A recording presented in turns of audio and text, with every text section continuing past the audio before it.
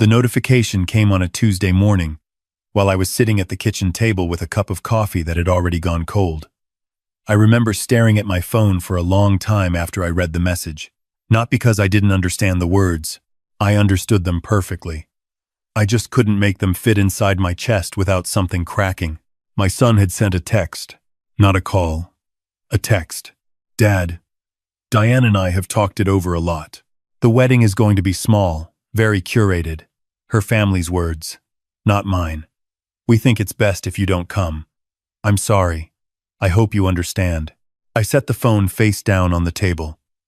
I looked at the window. Outside, the neighbor's dog was sniffing along the edge of the fence, tail wagging at nothing in particular. The morning looked exactly the same as it always did. Blue sky, bare elm tree, Mrs. Patterson's wind chimes tapping softly in the breeze. I was 63 years old.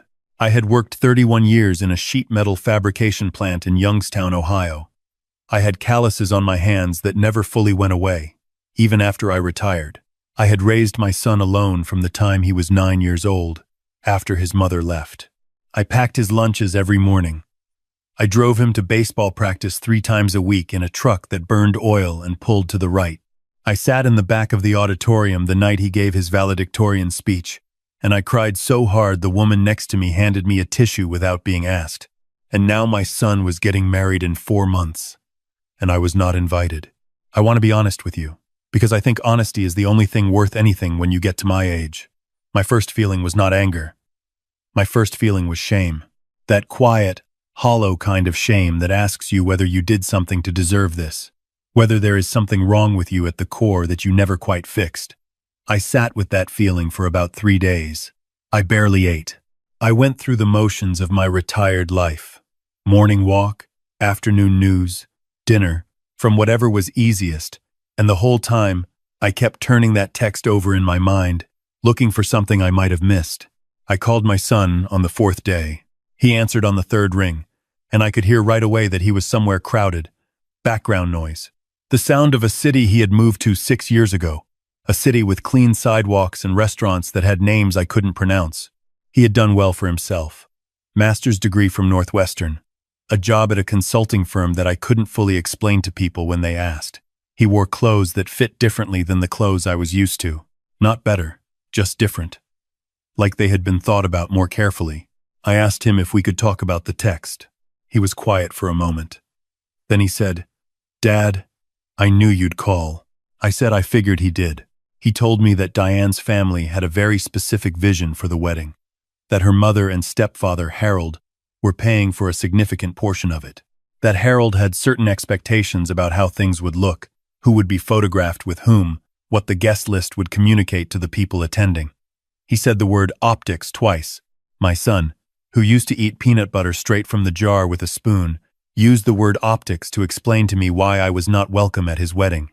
I asked him what exactly he thought I would do that was so problematic. He paused for a long time, long enough that I heard someone in the background ask him something, and he told them 1 second. "It's not about you doing anything, Dad. It's about how things will look. Harold's friends they're a certain kind of people. And Diane doesn't want." He stopped, started again. "You know what you look like, Dad. You know how you present." I knew exactly what he meant. I am not a complicated man to look at. Broad shoulders that have started to round slightly. Hands that are permanently rough.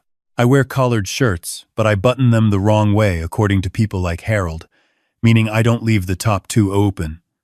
My haircut costs $14. My truck is 11 years old. I do not look like the kind of man who belongs in the background of photographs that will hang in houses like Diane's mother's house. I told my son that I understood. I did not tell him that understanding something and accepting it are 2 entirely different things. I hung up, and this time, the feeling that came was not shame. It was something older and quieter and harder. It sat behind my sternum like a stone that had been there so long it had become part of the architecture. I had felt it before, the first time a foreman passed me over for a promotion and gave it to a younger man who had graduated from a school with a lawn. I had felt it when my son was in college and stopped calling as frequently, and the calls that did come were shorter and then shorter again. until they became the kind of calls where you both say everything is fine and hang up without having said anything at all. I want to tell you about Diane, because I think it is important to be fair. Diane is not a bad person. I have said that to myself many times since all of this happened, and I still believe it. She grew up with money, then lost it when her parents divorced, then got it back when her mother married Harold. That kind of journey does something to a person. It makes the ground feel unstable underfoot. It makes you grip very tightly to the things that feel solid and permanent, which for Diane meant Harold's world and Harold's approval, and the version of herself that existed in that world. I understood that. I understood it the way you can understand something without it being any less painful. She had met my son at Northwestern. She had fallen in love with a man who was smart and articulate and ambitious, a man who had worked his way up from Youngstown, Ohio, on a scholarship and his own determination. What I do not think she had fully reckoned with was that that man came from somewhere, that he had a history with a shape and a weight to it. That standing in her mother's kitchen describing her future father-in-law to Harold's friends would require words she hadn't prepared. I found out later, from my son's cousin who had been in a phone call she wasn't supposed to be in, that Diane had told her mother I was difficult, that I had made holidays awkward. I tried to remember the last holiday we had all spent together, Christmas 2 years ago. I had brought a pie from a diner I liked. Harold had made a comment about store-bought versus homemade that I had let pass. I had fixed a loose hinge on their kitchen cabinet door without being asked, because I cannot walk past a loose hinge without fixing it. I had fallen asleep in the armchair after dinner because I wake up at 5:30 in the morning out of 40 years of habit. These were apparently the makings of difficult and awkward in the vocabulary of that household. I did not call my son back after that conversation. I wanted to. I wrote out what I was going to say 3 different times in a notepad I keep by the couch. I never called. Instead, I did what I have always done when I don't know what to do. I drove. I have a route I take when I need to think. Out past the old plant. Even though it's been closed for 9 years now and the parking lot has weeds growing through the cracks. Down toward the river. Up along the ridge road where you can see the valley laid out below you, like something a person would paint if they wanted to paint something honest. I drove that route twice in one afternoon, and by the time I got home, I had made a decision.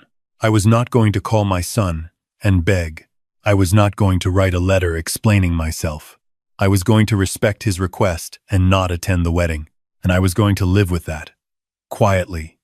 The way I had learned to live with other things, that should have been the end of the story. It almost was. The part I didn't plan for was Raymond. I met Raymond at the counter of a hardware store in mid-October, about 6 weeks before the wedding. I was buying weather stripping for my back door, and he was standing at the fastener bins with a look on his face that I recognized immediately because I had seen it in the mirror.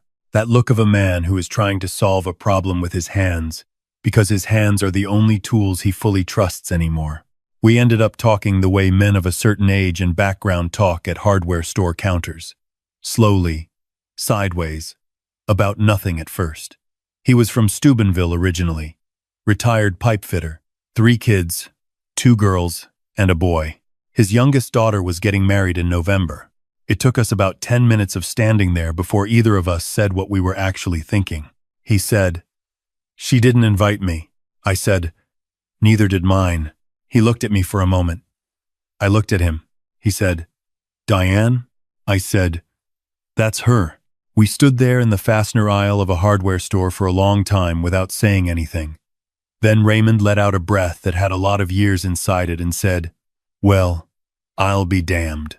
What I learned over coffee that afternoon, and over more coffee the following Saturday, was this. Raymond Kowalski had been Diane's father before Harold had been anything at all. He had worked double shifts to keep the lights on during the lean years. He had coached her softball team. He had driven 4 hours in a snowstorm to move her into her first apartment in Chicago. He had been the kind of father who showed up, which is the only kind of father worth being. Then Diane's mother had met Harold at a real estate conference in Scottsdale, and Harold had a golf club membership and a second home in Hilton Head, and the gravitational field of that life had slowly pulled everything toward it. Raymond hadn't fought the divorce bitterly. He wasn't a bitter man. He paid what he was supposed to pay, and he was present when he was allowed to be. And he watched his daughter grow up inside a life that had less and less room for someone who drove a used pickup truck and had a union card in his wallet. When the engagement was announced, Harold had told Raymond in what Raymond described as a very polite, very firm, very final conversation, that the wedding needed to project a certain image, that having Raymond in the official photographs next to Harold would be confusing to guests, that Diane herself had agreed this would be for the best, that Raymond was, of course, welcome to send a gift. Raymond said when he told me that part, he had gone home and sat in his garage for 2 hours. I knew exactly the kind of sitting he meant. We became, over those weeks, something I had not expected to become with anyone at 63 years old. We became friends, not the easy kind, not the kind built on shared hobbies or proximity, the harder kind, built on shared understanding of something that doesn't have a clean name, the particular loneliness of a father who has been made to feel like a liability by the child he would have died for without a second thought. We talked about our kids without resentment, or at least we tried to. Raymond said once that he thought the kids weren't entirely to blame, that the world they moved in had a logic to it that ran on different fuel than the world we'd come from, and that sometimes people adapted to that logic without fully understanding what they were trading. I thought he was probably right, and also that being right about it didn't make it hurt any less. It was Raymond who said it first. About 3 weeks before the wedding, we were sitting in his kitchen. He had made chili from scratch. Outside the window, November was settling in gray and cold over the valley. He set his spoon down and looked at the table for a moment, and then he said, "I keep thinking about walking in." I said, "Me too." He said, "Not to cause a scene." I said, "No." He said, "Just to be there. As their fathers. Because that's what we are. Whether that's convenient for anybody or not." I thought about it for a long time. I thought about what it would mean, not the disruption of it, not the spectacle, but the thing underneath the disruption, the simple, plain, incontrovertible fact of fatherhood. You don't resign from it. It doesn't get reassigned because someone else has better shoes or a bigger house or friends who took the right kind of vacations. Raymond was Diane's father on the day she was born, and he would be Diane's father on the day she died, and nothing Harold's checkbook said about the guest list could change that mathematics. I thought about my son, about the 9-year-old boy who had stood in the kitchen the morning after his mother left with a bowl of cereal he'd poured himself because he didn't want to wake me up, about every version of him between that morning and now, about the fact that I had never, not once, been anything other than his father. I said, "When you go, I'll go with you." He looked up. He nodded once. We didn't say much more than that. We didn't need to. The wedding was on a Saturday in late November at a venue outside Columbus, one of those restored farmhouse places with string lights and a barn that had never actually housed animals, designed to look rustic to people who had never lived rurally. I had driven past it once to know where it was and what I was walking into. We agreed to arrive after the ceremony had started and the guests were seated. Not to interrupt, not to stand at the doors making a statement, just to enter, quietly, to find seats in the back, to be present. Raymond drove. I rode. We didn't talk much on the way down. The radio played something country that neither of us knew well enough to sing along to. Raymond drove the way he did everything, steady and without excess, both hands on the wheel. When we pulled into the gravel lot, I sat in the passenger seat for a moment and looked at the lights strung along the fence line, gold and warm in the cold gray afternoon. I could hear music from inside, something orchestral and soft. I thought about turning around. I want to be honest about that. I thought about it. Raymond got out of the truck first. He buttoned his coat. He stood straight. He looked exactly like what he was, a decent man who had worked hard and loved his daughter and had not been invited to the most important day of her life. I got out. We walked in together. The door opened into a foyer where a young woman in a headset was managing something on a clipboard. She looked up. She looked at us. She looked at her clipboard. I said, "I'm the groom's father." Raymond said, "I'm the bride's father." She opened her mouth, closed it, looked at us both with the expression of someone who had not been trained for exactly this scenario. Then she stepped aside. We walked into the back of the hall during what I learned later was the exchange of vows. The room was full of people in their best clothes, flowers everywhere, string lights overhead. At the front, my son stood at the altar in a suit I had never seen, facing Diane, who was beautiful in the way brides always are, in the particular light of a moment that cannot be recreated. I saw Harold in the front row, silver-haired and broad-shouldered, and possessing the absolute confidence of a man who has never doubted his right to take up space anywhere he chooses. I did not look at Harold for very long. I found 2 chairs in the back row, at the end, half hidden behind a decorative column with greenery wound around it. Raymond and I sat down without making a sound.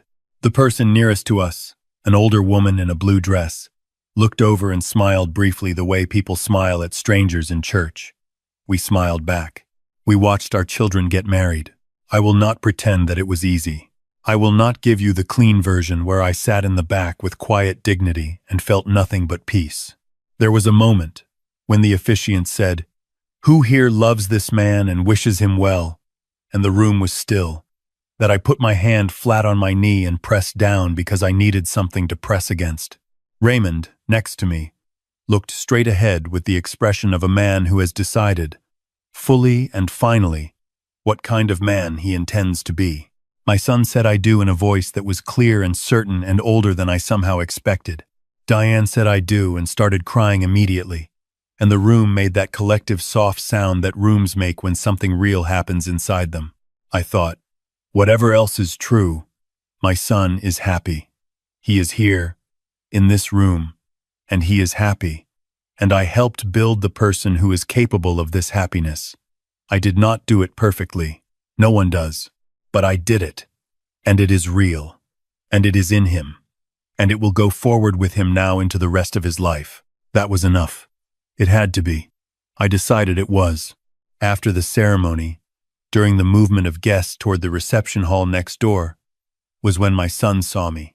He was walking with Diane, accepting congratulations from a line of people, and then he looked up, and our eyes met across a room full of flowers and strangers. I watched something move through his face that I had seen there before, a long time ago, when he was very young. Something that came before he learned to manage his expressions around people who were watching. He said something to Diane.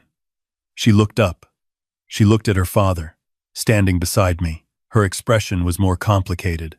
A country I didn't have a complete map of, but I saw something there that was not entirely what I had expected to see. I had expected anger. What I saw was closer to grief. She crossed the room before my son did. She stopped in front of Raymond and stood there for a moment without saying anything. Then she said, "Dad." Just that. Just the word. Plain and unadorned. Her eyes were still wet from the ceremony. Raymond looked at his daughter for a long time. Then he opened his arms. She leaned in her wedding dress, in front of Harold's friends and the photographer who had been hired to document this perfect and curated day. And she held on to her father the way a person holds on to something they have been telling themselves they didn't need. My son reached me a moment later. He stopped about a foot away. He was taller than me now, had been for years, but in that moment, he had the specific quality of someone who is smaller than they look. He said, "Dad, Tuudaken." I said, "You look good, son." He blinked, looked at his shoes for a moment, looked back up. "I didn't think you'd—" "I know," I said. We stood there for a moment in the noise of the room. Then he put his hand out, and I took it, and then I pulled him in, the way I had pulled him in when he was 9 years old and didn't know what came next. He held on for a second longer than I expected. "I'm sorry, Dad," he said, against my shoulder. I said, "I know you are." I did not tell him it was fine, because it wasn't entirely fine. And he is old enough now to know the difference between a father saying, "I know you are," and a father saying, "It doesn't matter." It matters. It will probably always matter, to some degree, in the way that the things that cut deep always leave a mark even after they heal. But I was there. I was present. I had not been erased. We stayed through the first hour of the reception. Raymond danced with his daughter for exactly one song, a slow one, on the edge of the floor, away from the main crowd. I watched from a table with a glass of water in my hand and felt something I cannot fully name. Not triumph, not quite, but something in the same family. The satisfaction of a man who did not make himself smaller to fit a space he was not invited to occupy. Who showed up anyway, not with noise, not with drama, but with the plain and durable fact of his presence. Harold did not speak to either of us. He looked at us once, from across the room, with the expression of a man encountering weather he had not predicted and did not appreciate. Then he looked away and went back to his conversation. I found I did not care particularly what Harold thought. Raymond and I left before dinner. We did not make an exit. We just walked out, back through the foyer, past the decorative greenery and the coat room and the young woman with the clipboard who was now too busy to notice us. The gravel crunched under our shoes. The night was cold and clear. The kind of cold that makes the stars look like they were put there on purpose. In the truck, driving back north on 77, Raymond turned the radio down and said, "You okay?" I thought about it honestly before I answered. I said, "Yeah." "You?" He said, "Yeah, I think so." We drove in silence for a while. The valley came back into view as we rose over the ridge, the lights of Youngstown scattered below like something someone had dropped and left there. I have looked at this view for 63 years. It still means something to me. It still looks like home. I thought about my son, back there in the lit barn with his wife and his in-laws and his curated life. I thought about the version of me that had been deemed inconvenient, too rough at the edges, too much of a reminder of where things started. I thought about whether I was angry at him. The honest answer is that I was, and I wasn't, sometimes at the same time, which is probably the truest thing I can say about loving a child who has made themselves into someone you recognize and don't entirely recognize in equal measure. You don't stop loving them. That is not how it works. The love doesn't have an off switch, and I have long since stopped wishing it did. But I am also a man who worked with his hands for 3 decades, and there is one thing 30 years of physical work teaches you that no amount of consulting work or Scottsdale real estate ever will. It teaches you that things that are built right do not fall apart when they are tested. My son knows who his father is. He knew it the second he looked up and saw me across that room. Whatever he has done or left undone, whatever compromises he has made with the life he has built, that knowledge lives in him. I put it there, over 30 years of showing up, of packing lunches and paying bills and driving the oil-burning truck to baseball practice. You do not undo that with a text message. You do not curate it out of existence. I know who I am. That is not a small thing. At 63, after everything, it is maybe the largest thing I have. Raymond dropped me off at 11:30. I watched his taillights disappear down the end of my street, and then I stood on my porch for a moment in the cold air, looking at my neighborhood, my old trees, Missus, Patterson's wind chimes, tapping in the dark. I went inside. I washed my face. I sat down at the kitchen table with a glass of water and the quiet of a house I have lived in for 35 years. My phone buzzed at 12:40. A text from my son. "Thank you for coming, Dad. I mean that. Can we talk next week?" I looked at the message for a long time. Then I set the phone face up on the table this time, not face down. I typed, "Call me anytime." Then I went to bed, and I slept soundly, the way a man sleeps when he has done what he came to do and left when it was time to leave, and taken nothing from anyone, and given up nothing that was his to keep.